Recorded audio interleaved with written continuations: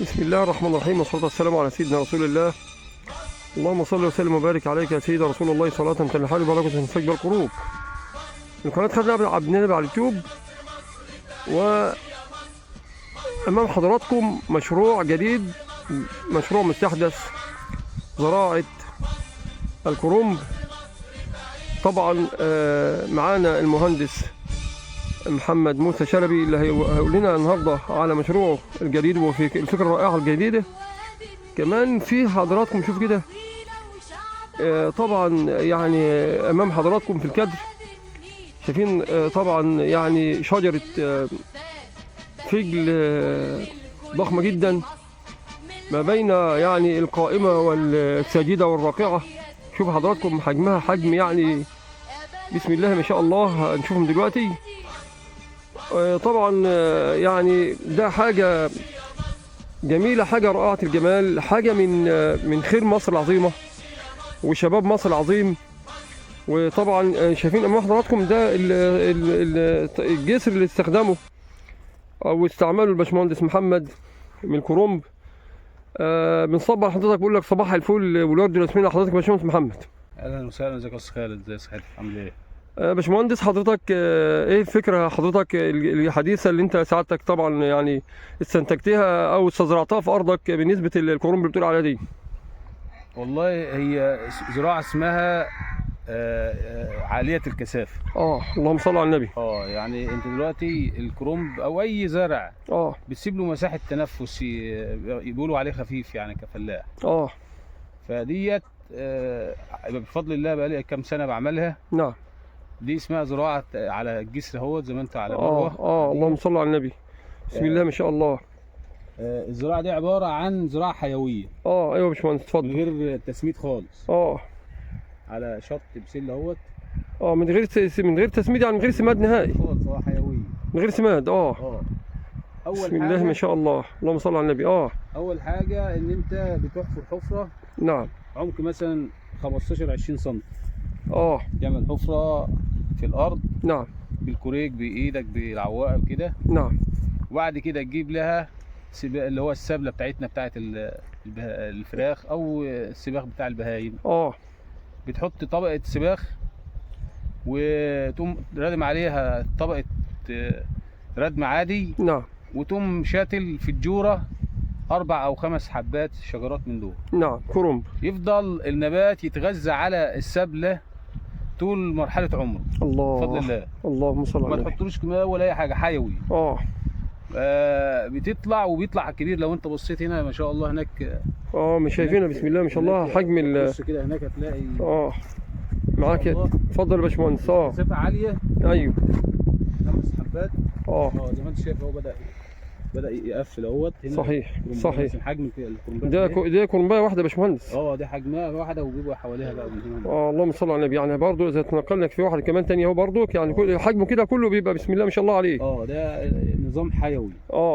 مع حضرتك. نعم. يعني اتمنى الناس تستفيد، احنا عايزين الناس تستفيد. طب يا باشمهندس حضرتك، بسم الله ما شاء الله عليك، يعني ربنا يبارك في عمرك. بنسمع عن سعادتك ويعني جد اخلاقك، وطبعا ايد اهل خير واهل بركه موجود مع حضرتك. سعادتك ذكرت قلت ان انت سعادتك برضو من جانب مشاريعك الطيبه المثمره لاهل خير انت عامل مشروع تربيه فراخ لله عز وجل. والله هي كانت فكره برضك، وباذن الله عايزين نحققها بالسواعد قريه الربع. نعم. سواء داخلا او خارجي. الله يفتح عليك. يعني انا عايز اعلمه كيف يصطاد السمك، مش تديله السمك. الله يسترك. فانا قعدت بقالي والله فتره بندرس الموضوع ده انا ومعايا مجموعه ما شاء الله محبه للخير. نعم. من الشباب الطاهر بتاع البلد. نعم. هو على ما اعتقد يعني بفضل الله شباب البلد كله عطاء، عشان تكون عارف اصلا. الله يبارك. يعني شفناهم ولمسناهم في مواقف كتيره جدا. نعم. سواء في الداخل او الخارج. نعم مش مهندس. كم مره يحصل اي موقف في البلد تلاقي ما شاء الله السواعد والناس كلها واقفه على قلب راجل واحد. الله يبارك. دي بفضل الله دي حاجه عظيمه وشرف ان انا منتمي لهذه القريه العظيمه. الله يبارك في عمرك. ربنا يبارك لك يا باشمهندس. الفكره عباره عن ان انت هنيجي مثلا وليكن انا محمد موسى واحد محتاج. نعم. كاسره مثلا مكونه من 3 4 افراد في البيت. نعم. بدل ما راح اديله شنطه فيها زيت وسكر وكذا في الفتره اللي وياخدها وياكلها في اسبوع ولا حاجه، يستعملها في اسبوع. لا، انا عايز اعمل مشروع متكامل له، واحنا كاهل البلد قريه وناس فلاحين، اكتريه ناس كتير جدا، يكاد مثلا 40 50% من البيوت نعم بتربي الفراخ البيضاء دلوقتي في البيت، كلام سليم، وعادات سهله. كلام سليم. فاحنا يعني انا خدت الفكره دي بصراحه من دكتور اسامه من كفر الامير، نعم ربنا يجزيه خير والناس اللي معاه، يا رب يا رب. بنسميها الفرخه الدواره. نعم. فاحنا باذن الله هنبدا، وليكن محمد موسى اسره محتاجه عايزه نديله 25 فرخه. نعم. طب هو ما بيعرفش، هتسالني مثلا تقول لي هو ما بيعرفش يربي. نعم. لا، احنا هنساعده. الله يفتح عليك. هيبقى فيه عقول معانا وناس ذو خبره. الله يفتح عليك. هتروح اول حاجه ممكن نعمل ايه؟ نعم. نجيب الفراخ، نتعاون. احنا دلوقتي بدانا اتصالات بالناس موردين الفراخ. نعم. والناس بتوع العلف. نعم. مع حضرتك هنقوم عاملين عشان ما اسكلش على الناس وافهم الناس بس بطريقه حلوه وظريفه. اقوم جايب الفراخ فتره تحضير مثلا عندي وليكن غرفه 15 يوم. نعم. هي دي اصعب حاجه في تربيه الفراخ. نعم. واربيها له 15 يوم. نعم. هي الفتره الزمنيه بتاعه التربيه او الدوره 40 يوم. نعم. وادي له، اقول له خدها شهر. نعم. 25 فرخه وليكن مثلا. نعم. هياخد دي 25 يوم، ادي له مثلا 25 فرخ بالعلف بتاعهم بالتحصينات بكل شيء. نعم. اقول له اتفضل اهوت المشروع اهو. الفرخه بتتكلف في الوقت الحالي دلوقتي 100 جنيه 120 جنيه. نعم. مع حضرتك نعم. من 100 ل 120 130. نعم. لغايه ما تطلع للمستهلك. ربنا يكرمه لما ياخد 25 فرخه هياخدها مثلا وليكن ب 2800 جنيه 3000 جنيه. كلام سليم. لو انا مثلا هنعمل السهم مثلا وليكن ب 3000 جنيه. نعم. هياخد ال 3000 جنيه ده، هيقوم مطلع الانتاج بتاعه بفضل الله. 25 فرخه، متوسط الفرخه دلوقتي من 2 ل 2 ونص توصل ل 5000 يا استاذ خالد. كلام سليم. مع حضرتك. نعم. هيبقى وفر اقل حاجه 2000 جنيه في الدوره في خلال شهر. كلام سليم. ال 2000 جنيه دول هنقوم جايين نقول له يا عم بدل ما اديك شنطه ب 300 جنيه ولا 500 جنيه، نعم، يبقى انت وفرت 2000 جنيه. الله دول يفتح. كلهم ليك.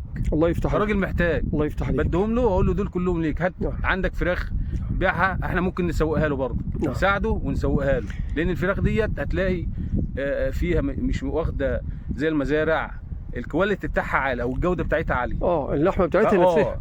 فانا يعني هقوم ال1000 هنقول المتوسط يعني من 1000 ل 2000 جنيه. نعم. مثلا حاجه ماتت حاجه كذا، يعني نتكلم من 1000 ل 2000 لغايه 3000 جنيه. نعم. في الدوره انا هقول له يا عم انا مش عايز منك حاجه، دي معموله ليك ان انت تشتغل وتعمل كده. اللي حابب يتواصل مع حضرتك يا باشمهندس، فاحنا يتواصل معانا، وبرضك هنشوف معانا مجموعه رقم تليفون حضرتك نستأذنها. نستأذن الناس ديت بحيث ان احنا يتواصلوا مع الناس. واناشد كل واحد محسن وبر ابتغاء مرضات الله في الايام الطاهره، شهر رجب الكريم، شهر رمضان، هيبقى بقى دخله الانتاج ده على شهر رمضان. نعم. من 1 رمضان ل 10 رمضان، يبقى انت مديت الاسره ماديا. نعم. بدل السله، ومديتها اديت لها بروتين فرخه ولا بتاع 5 6 فرخات على مستوى الشهر يذبحهم. كلام سليم. او عايز يجيب كيلو لحمه هيبيع ويروح يشتري كيلو لحمه. ماشي. فبنناشد الناس الطاهره والناس المحترمه والناس السباكين للخير. نعم. يتواصلوا معانا ويقول لك انا عايز اعمل سهم، وهنقوم مدورينها بقى. ده عملنا النهارده للاسره دي، بكره هنعمل الاسره الثانيه، ويا ريت الموضوع يكبر. احنا الهدف منه حضرتك وليكن انا عامل حسابي حوالي 500 فرخه. نعم. مع حضرتك. نعم اتفضل. يعني بيتكلم على 50 اسره. نعم. يعني 50 اسره لما تعمل معاهم كده، والسنه الجايه تبقى 1000، وبعد كده الموضوع بيكبر. كل حاجه زي ما انت فاهم بنطلع السلم بدرجه درجه. كلام سليم. اتفضل. طيب رقم تليفون حضرتك يا باشمهندس اللي حابب يتواصل مع سعادتك؟ والله 010 اتفضل 170 355 42. ربنا يبارك في عمرك يا باشمهندس محمد.